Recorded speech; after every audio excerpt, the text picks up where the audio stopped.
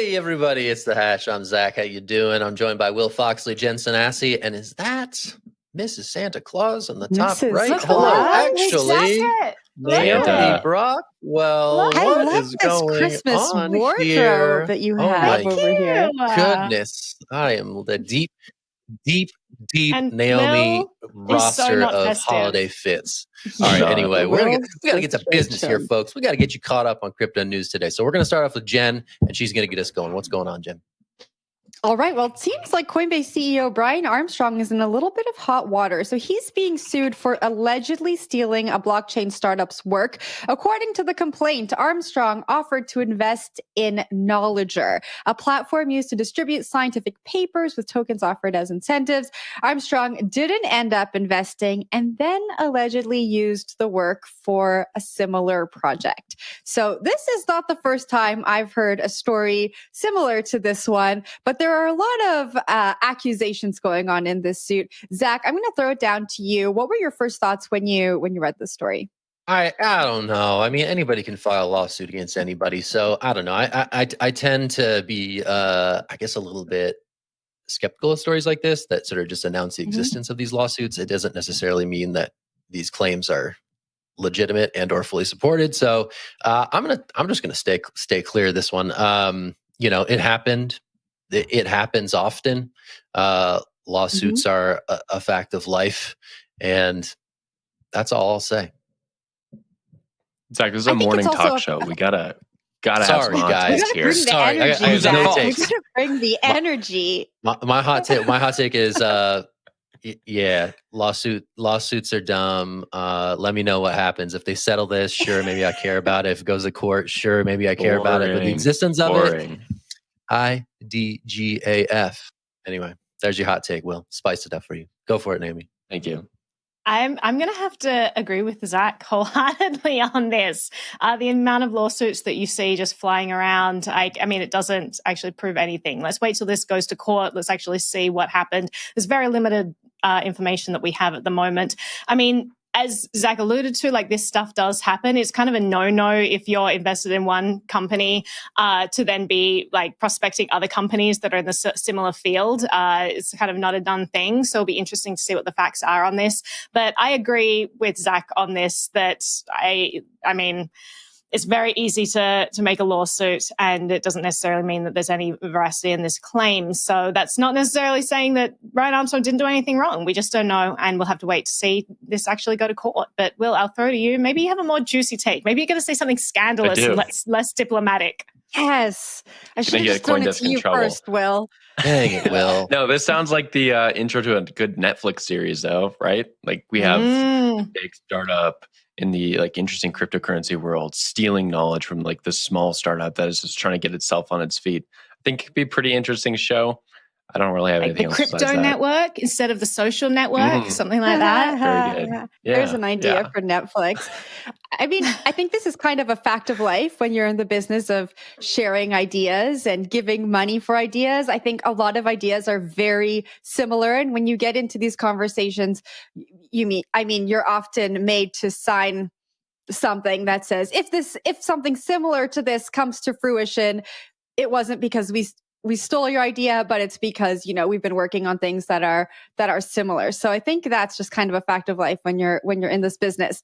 What's interesting though is there's an incubator involved, and the incubator, Mousebelts Labs, is alleging that Armstrong solicited the founder of Knowledger to work on the similar software, which he allegedly did without letting the incubator know. And he allegedly admitted to it later. So that adds, I think, a little bit of sauciness to the story. I mean, CEOs shouldn't be working on similar projects behind the back of their investors and the rest of their executive team. So it will be interesting to see what comes out of this story, despite everyone's lack of enthusiasm for this morning. Talk about Christmas fits. Let's talk about Naomi's Christmas fits. Naomi, tomorrow, what's next? Do you have like a separate section of your closet for like I will Christmas be writing. outfits? I'm going to be writing you an angry note tomorrow, Zach, because the audience demanded wreaths on your doors. They demanded some sort of Christmas decoration. We have Nicole in the chat right now who's saying, like she's mentioning the doors. Oh, what do we got? Where do we go? Excellent. Excellent. I have some apples. I am so proud of you. Christmas apples. We asked for props. He just delivers. There you go, audience. I hope you are pleased. We got that happening for you. Look at that. I'm pretty happy with that. Sorry all right, well, let's change track and go to our next story then. Some interesting, fun news there. So I know whenever there is a story about like some secret bidder who wins an auction, we always joke and say, it was Justin Sun, wasn't it? Turns out, once again, it was Justin Sun. So last year, was it last year? No. It was back in June. It was this year. Gosh, this year has gone fast. So Bezos had this auction. People were bidding to get a seat on this rocket that would go up to space with him. There was a secret bidder. Apparently, it was Justin Sun. He paid $28 million. He outbid around 2,600 people in order to get a seat on this rocket. He ended up not being able to make it due to scheduling conflicts, but apparently he is going into space nevertheless. So the Tron founder is apparently planning to nominate and pay for 5 crew members to accompany him on his short trip to space next year. So this is going to happen in 2022. There will be another rocket launching. He will finally get his space dream. I think this is, Justin is just the king of grand gestures. He is the king of big expenditures and big like publicity moves. I mean, if I had the money, I'd probably pay to go to space too. I'm not going to lie. But I'm going to throw this to the group for your thoughts. Zach, what's your thought on this revelation? I think you're absolutely right. I think mystery donor here in 2021 is shorthand for crypto billionaire. And I think that was like kind of funny to see this come to pass. But yeah, I mean, space, it's the final frontier. And, the 2021 crypto bull run has made a lot of people a lot of wealth, and makes a lot of sense that Justin Sun would be getting on the spaceship and gonna go touch the I don't know how high up they get, but touch lower space, not outer space, but like inner space, whatever. So yeah, this to me is a very 2021 story. It's like, okay, yeah, definitely Justin Sun was involved in Jeff Bezos' rocket ship. Got it. Okay. Cool. That one may have been like on my crypto prediction bingo board for this year. So I'm happy to see it materialize. But yeah, that's all I got. I don't know. Will, you got any thoughts on this one?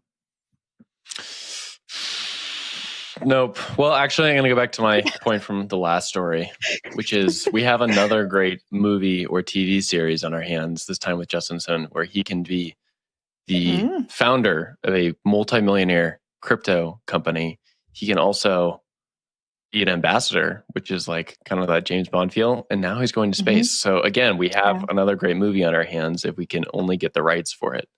Jen, what do you think about that? Will's just making movies. Making movies today. I just want to know what the scheduling conflict was. Like, what was so important that Justin couldn't make it to space? Well, he did the same thing with the last time, right? With the Warren Buffett, where he had kidney stones, but really he just kind of get out into China or out of China. So that was my first question. Second question here for me is, so he has this, I guess, a contest where 5 people can go to space with him. And he doesn't have the best track record when it comes to competitions and giving out the rewards that he promises. The article talks about him promising 2 people on Twitter, Teslas, and it's unconfirmed if those Teslas were ever delivered. And it made me think about him being a diplomat. I mean, you don't usually get diplomatic status when you have all of these public stories out there that have all of this mystery and drama and opaqueness around them. And so I wonder if we're going to see a new Justin Sun in 2022. But I'm going to pass it back off to you, Naomi. I mean, I think that the crypto space creates a lot of drama around Justin Sun. Like in the instance of the Teslas, like there was this big controversy and Justin was like, oh yeah, I'll get both of you Teslas. It's fine. And then like the story is spun like it's not confirmed whether they actually received them. Like, it would be a story if they said the people never received their Teslas, then it would be shocking. But instead it's phrased in this vacuous way that it's like, what does that even mean? Did he do anything wrong here? Or are you just kind of creating FUD? Like it's interesting considering how much FUD surrounds Justin Sun for like little action on his behalf, and the scheduling conflict things, like it's, I have the same question. What is so big that, you can't go to space? The only thing that comes to mind would be like state pressure, which is what a lot of Chinese citizens or Hong Kong citizens are under a lot of. You see, just tremendous pressure exerted, especially if you are wealthy and of influence there. You have to really toe the line. So I wouldn't be surprised if it had something to do with that. But I hope nothing gets in the way of his space dreams next year. I'm kind of rooting for him on this, and maybe, maybe we can have a competition and he will include one of the Hash members maybe he could on take the all team. Of us. Oh, that would be great. There are 4 of us. He's looking for 5 people, so we could still fill another spot. Yeah, Justin, bring us to space with you. Yeah, Ben you back. go. Bring Ben back. Bring Ben back. Dude, that'd be awesome. Justin Sun is living his best life, okay? Justin Sun is having fun staying rich, and he is an inspiration to us all. Justin Sun, keep doing your thing. Ambassador, space traveler. What's next? All right. I want to know what's next. We're gonna take a break. I'll tell you what's next. It's not as exciting as going to space, but it is a particular token that is heading skyward. Talk about Near token. That's up on some news. Also, Under Armour, latest big athletic brand to do some metaverse stuff. We'll talk about that and more. It's on the Hash, and you're here. And so is my decorated door. Right It's a great door. It's very nice. Naughty.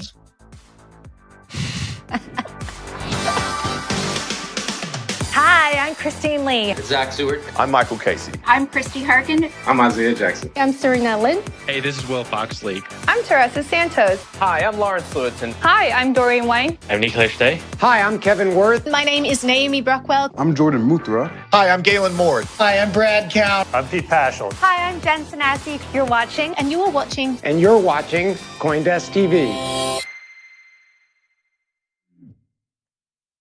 And welcome back to the Hash. So we're moving over to Near token, which is kind of an Ethereum competitor of sorts, which we've talked about a lot of Ethereum competitors recently, but its token pumped a lot yesterday after 2 Ethereum competitors teamed up and have their tokens on each other's platforms now. So Near Protocol, which again is kind of like this smart contract platform where you can kind of launch applications and run things on top of it, has now integrated UST, which is a decentralized stablecoin. This means in practice that you're going to be able to move funds from the Luna ecosystem, which we talked about yesterday, onto the Near ecosystem here. And you kind of have the best of both worlds. You can use the liquidity from the Luna ecosystem, or the Terra ecosystem rather, and move it onto the Near protocol. So again, this is like extremely convoluted, but that's why we got Zach Seward here to kind of break down all these complex topics. Zach, why does it matter that we can have a stable coin from one network move to another? Because a lot of these networks are fast and easy and cheap to use, and people who have their assets stranded on one might want to use some of these fast upstarts. But it is funny because this is indeed like a fast thing. But again, it's about sort of interoperability, the ability to make sure that your money doesn't get stuck in a particular ecosystem, right? We talk about interoperability and bridging and all these big words, but really it's about, oh shit, how do I make sure that I can get my crypto money off of one network to another network should I want to seize upon an opportunity that I'm seeing on that network? So the more that these bridges and connections exist, the better, the more robust this ecosystem is going to be. And the more likely that this grand vision of mass scale DeFi, all these financial bank-like services that are run by robots on the internet, known as smart contracts, can actually work at scale. So I think this is cool to see. Interesting to see a little bit of momentum around Near. Near was sort of a laggard for sure. They were sort of down in the dumps, and now all of a sudden, Near Foundation announced a new president. This is a major integration with the buzzy Terra ecosystem. Interesting to see if they can actually like get a little momentum here going into 2022 as one of these, Avalanche, Solana, Terra, faster, cheaper proof of stake chains that may be able to, win a little mind share. So yeah, wouldn't have expected this one, but I'm gonna toss it back to you, Will. Yeah, they also had that huge money dump onto their DeFi ecosystem. It was like $500 million. I think like 800 or something. Yeah, something really big. Yeah. So even more, right? So if you want to come build on top of the Near protocol, like there was money to pay you to go and do that. And we saw a lot of other projects do that, like Avalanche did that. I think Solana's done it in the past. And you're totally right. We've seen like this layer one battle going on for the last 4, 5, 6 months, where it's been like Avalanche, Solana, Binance Smart Chain. Near really hasn't been in the conversation. I think they've been trying to get themselves in that conversation. And we might be seeing that now with them kind of integrating this liquidity, like more tokens can come in, more projects can come in to the Near protocol because there's this door has been opened to move in a stable coin. So I'm kind of expecting to see Near maybe keep going up in the short term and kind of be like the fifth wave of these base layers competing for that third place right behind Ethereum and Bitcoin. Nemi, I want to get your thoughts on this. I don't know if you've talked with any of the Near founders in the past or what your take is on all this. I mean, I don't have a take on all of this. The problem with projects like this is that there's so many projects out there, and I tend to get hesitant to look into projects where their marketing team has too many bots. And that's just from experience, because generally the ones with the bots and the hype around it tend to be the ones that don't have substance. I'm wondering whether, obviously, this isn't always going to be the case. And I'm wondering whether Near is actually an outlier of this and they just happen to have a lot of bots. So it's also an interesting project. So I have talked to some people who are like, yeah, this is kind of interesting. But the problem is I get bombarded with Near. Like, they take over my threads on all platforms and they'll do things like, oh, I really like your work. Here's a really nice compliment for you. Also, I like your hair. By the way, can you cover Near protocol? And then they'll get like 100 likes on that comment. And then like 100 people responding who are like saying the exact same thing. It's always like compliment. And then, but it makes me so sad because I'll be like, the first bit, I'll be like, oh, they like me. And then there'll be another one that's exact same comment. I'll be like, oh, that's strange. And then there'll be 75 more exactly the same. And I'm like, they just want publicity. So it kind of makes me a little bit bitter when I like get bombarded with that, because it's like a kind of waste of my time, right? I'd much rather hear about the merits of the project. I'd much rather someone reach out and say, hey, this is interesting because they do X, Y, Z. And then I can say, okay, that's interesting enough for me to look into it, given that there are so many projects out there. So I've got to be honest, the only looking into this that I've done is very cursory and asking some people who are involved in similar projects what they thought. They think that it's like a legitimate thing that, you know, could be something. It may not, but it could be, but it's not necessarily just like a hype project. So I will be looking into this, but I don't have anything that's going to be particularly helpful to this segment in terms of a take. But Jen, I'll throw it back up to you. Yeah, I guess I just have a question for Will. As we move closer to Ethereum 2.0, or when we get there, what is that going to mean for all of these projects? I think they're like all really exciting and new because they offer solutions to a lot of the problems that we are experiencing with Ethereum. But then when we get to Ethereum 2.0, what's going to happen to all of these wonderful projects? Yeah, I think that might be a question a lot of people have right now when it comes to looking at all these different networks. But I actually think that it is probably the wrong question, because the ETH2 is basically just kind of changing like the underlying structure of Ethereum. It's going to be like pretty boring. It'll be really interesting for developers. It'll be really interesting for people who have like a skin in the game and have been working on Ethereum for years. But they're trying to make it as seamless as possible. So Ethereum just keeps rolling as like the same network. But so the average user who has some tokens on Ethereum will just kind of keep plodding along. There is some work being done to kind of cheapen Ethereum, make it easier to transact on top of it, make it a little smoother ride. But I don't think it's going to necessarily, like ETH2 won't necessarily do that. It's a few years away to see some of those other changes. And for these platforms right now that are kind of competing to beat Ethereum, or at least be like second place behind Ethereum, I think what they bring to the table is just some optionality that you have, like other networks you can go to. Like Zach said earlier, if you want to swap some tokens or you want to get your money moving again, it's kind of tough on Ethereum right now. But really to like compare the two, I don't think there's much yet there. I'll see. That'll be my thought for the day on it. Love it. That was a good thought. Totally.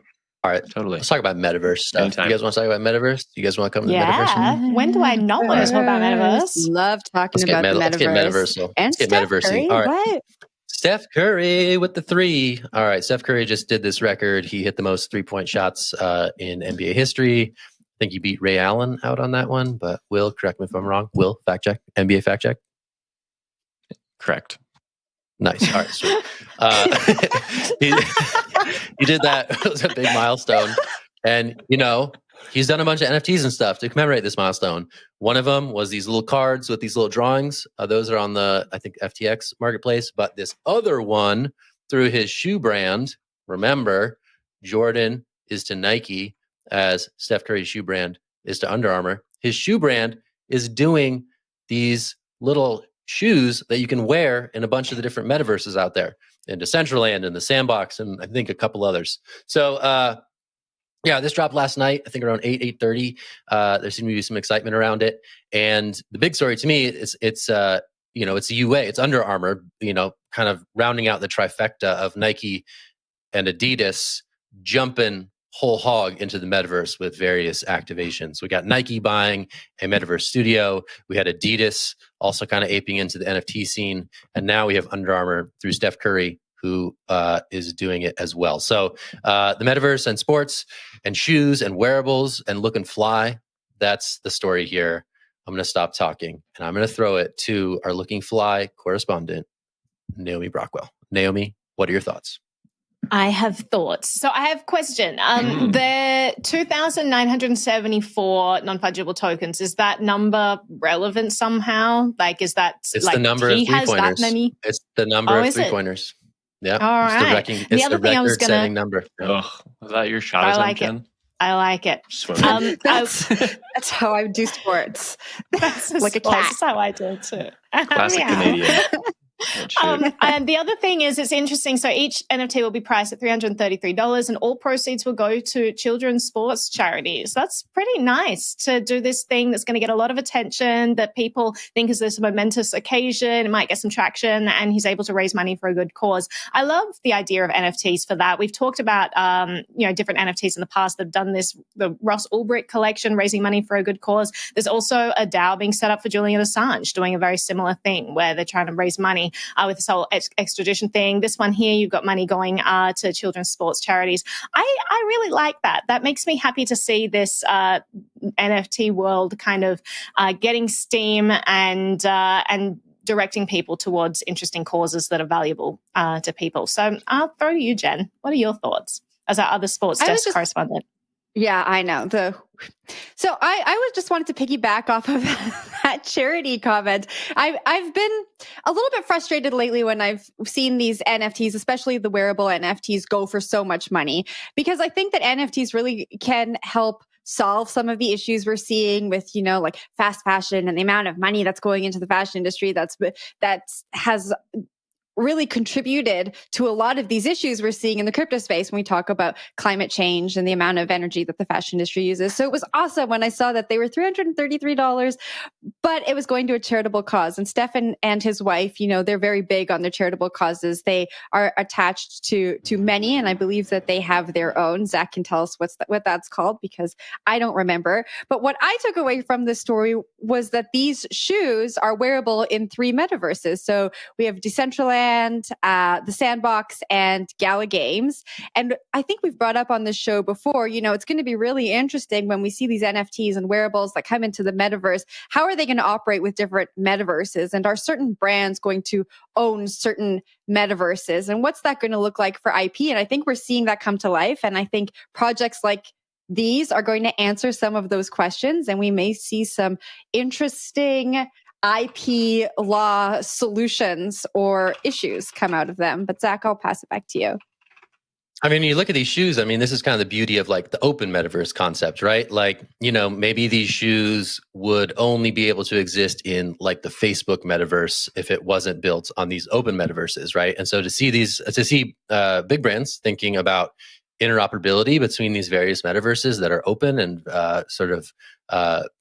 free to all to develop and play therein is good. Is a good sign for maybe these open metaverses being able to compete with the more centralized metaverses that Facebook and others will inevitably roll out. So yeah, Naomi, do you have a thought on that? I just have one more thought, because the chat is asking questions and getting a little bit cynical, and I just want to address what's going on there. So someone asked, what happens to when these get resold? Does he get the money or do the charities get the money? I'm not sure.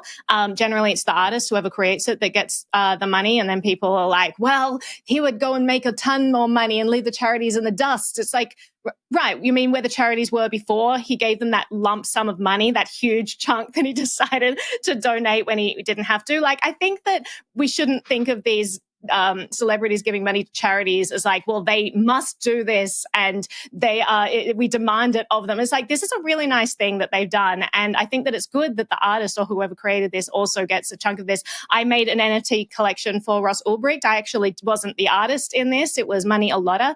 And we did a fundraiser. 100% of the donations went to Ross Ulbricht. And then Money Alotta got whatever money from the resale value. He got residuals from that. And I think that's totally fine. He was the artist who created this. He put the work into this. And I think that artists should get paid for their work. So I think that's totally fine. So I wanted to just mention that when we see these things, like I think it's okay for this profit sharing thing. And we're exploring new territories of how this money is distributed. And it's exciting territory. So I wouldn't be too cynical right off the bat. But Zach, I'm going to throw it to you for wrap.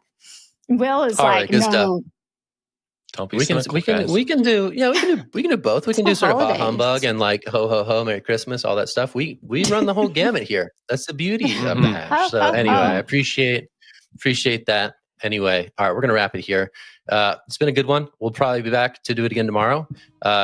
Curious to see what the Christmas fits are tomorrow. I'm curious to see what they're gonna be. Should be fun. Fingers crossed. All right, cool. That's it for the hash today. I'm Zach Seward, Will Foxley, Jen Sanasi, Naomi Brockwell. We'll be back tomorrow. Hey, check out CoinDesk TV at 3 p.m. Eastern, by the way, for some all about Bitcoin. And there's a lot of great stuff on the site right now. CoinDesk.com has you covered. Go check it out. Go read some stuff. All right, we're gonna get back to it. Thanks so much. Bye. See ya.